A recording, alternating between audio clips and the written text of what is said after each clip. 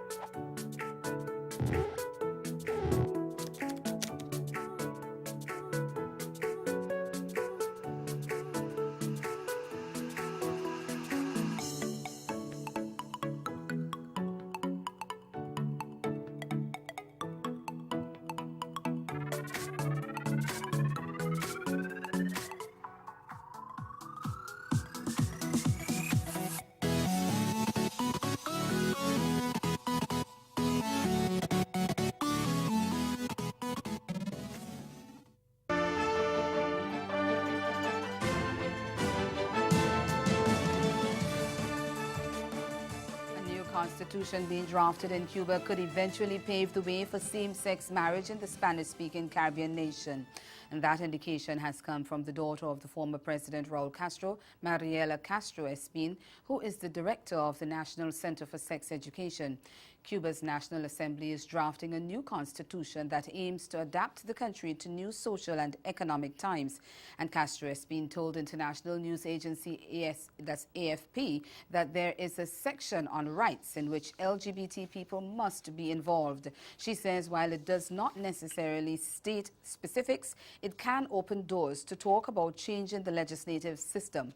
Castro Espin says Cuban society has made progress on issues involving LGBT rights, but she said more still needs to be done. Over in Barbados, the gay community is for the first time observing Pride Month, a period during which members of the LGBT community come together and celebrate the freedom to be themselves.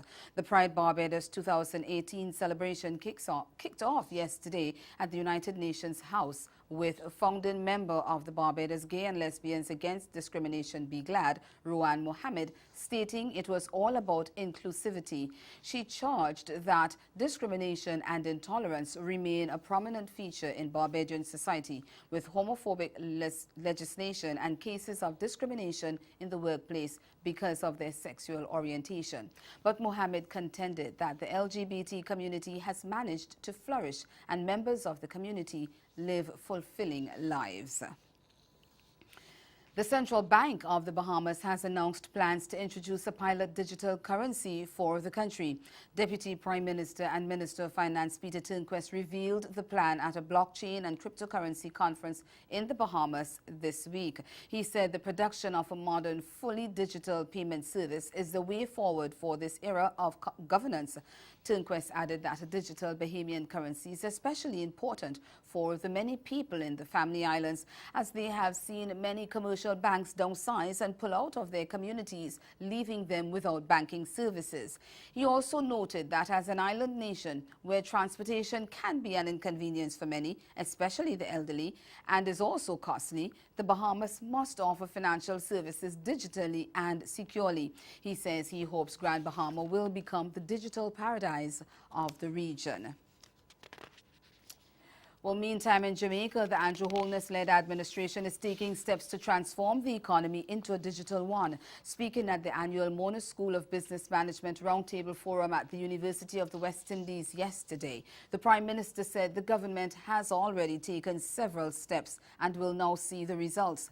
Holness said the government will create the environment that every Jamaican citizen can participate in the digital world. He noted that Jamaica must build significant platforms to get to a fully digitized space that is transparent and secure. The government has secured 64 million Jamaica dollars through a loan from the International Development Bank, the IDB, some of which will be used to establish a platform for all data that will be digitized.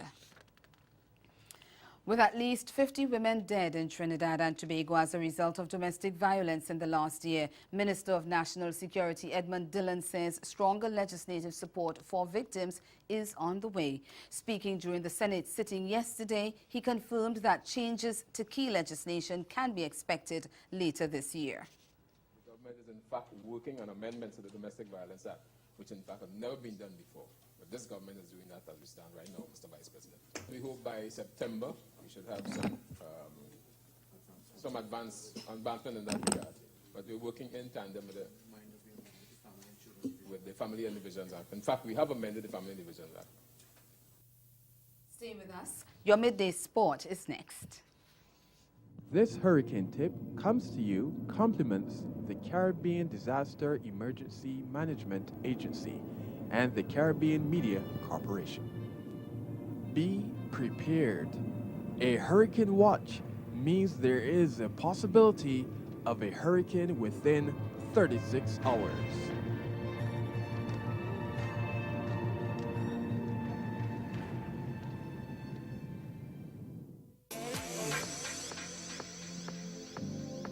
See wonderland in your eyes.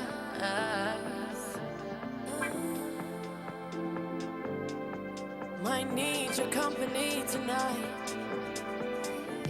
I know you're dying to meet me, but I can just tell you this, baby, as soon as you meet me.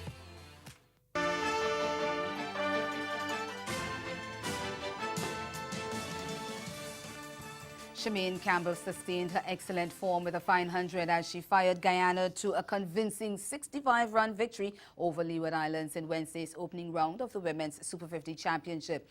The 25-year-old struck 107 as Guyana opted to bat first at Chedwick Park, gathering 229 for 9 off their 50 overs at Chedwin Park. Batting at number 3, the right-handed held the innings together, adding 42 for the third wicket with Akazane Thompson and a further 56 for the 6th wicket with Melanie Henry, who made 17.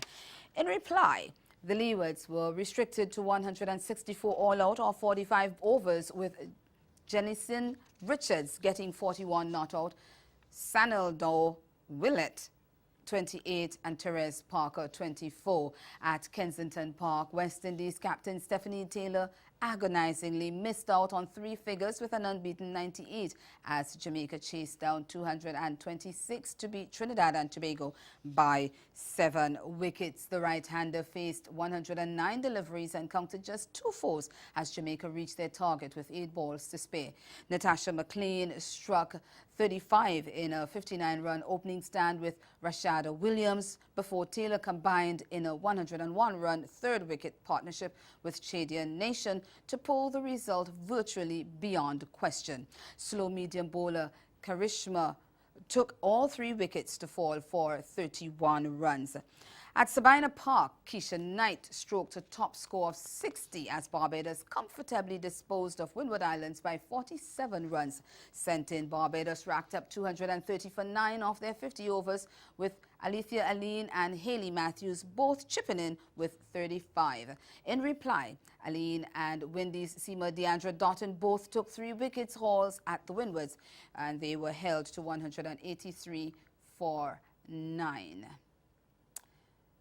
Still in cricket, the Guyana government has signed a deal with the Caribbean Premier League to have matches played at the Providence during the premier event in July.